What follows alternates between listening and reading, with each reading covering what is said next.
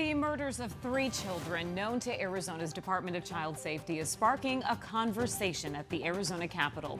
10-year-old Rebekah Baptiste died after multiple abuse reports. Her father and his girlfriend now accused of murdering her. 14-year-old Emily Pike was found dead and dismembered after running away from a group home. And 16-year-old Zariah Dodd was killed in a park. Police say that her unborn child's father is the suspect in that case. Arizona Senator Karen Warner says they were all failed by a child welfare system that has to be reformed.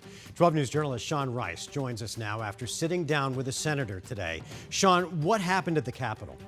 Yeah, Mark Rebekah, today was the first of many planned stakeholder meetings in the future, and lawmakers are really asking this question: is Arizona's Department of Child Safety doing enough to protect vulnerable children in our state? Leaders from DCS were joined by members of law enforcement, people from 5 different tribal nations across our state, and many more people. Today, our cameras were not allowed inside that hearing, but Republican State Senator Karen Warner tells me this is a system that must improve. Main topic of discussion, purpose for this hearing, is the high-profile murders of 3 young women known to DCS or in DCS care or under investigation by DCS. Are you a mom yourself? I am a mom. When those have been reported on as heavy as they have been, and you hear the details of each of them, how does that sit with you as a mom? It's horrifying. It's so sad. And, we have a system that isn't working. And the reason that I'm doing this is that I want to fix the system. In terms of the Rebekah Baptiste case, I think that's the one, at least most recently, that has been a huge topic of conversation. I think because it brings up the question of not only did law enforcement fail her, but did DCS fail her?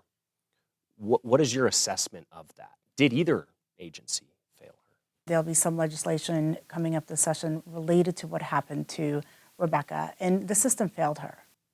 Okay. What do you want to see changed? You want to ensure that when a call comes in related to child abuse or neglect, that the employee has information about that case. So in Rebekah's case, she had been in the system since 2015, that the employee has to be able to see and connect the dots, that this is not the first time. And you have multiple callers calling in, and there were calls in on her brother. But currently, it's my understanding that that employee is not going to be able to see all of that easily. And we want to ensure that that would be easily seen when they are taking a call, because I think that would have made, should have made a different decision by that employee of whether to send an investigator out or not. As we analyze whether it's leadership or whether it's caseworkers or investigators within DCS, you can have guidelines to say you're supposed to do X, Y, and Z, but if that's not followed, does someone keep their job? Is that a question you have? I do have that question. I do.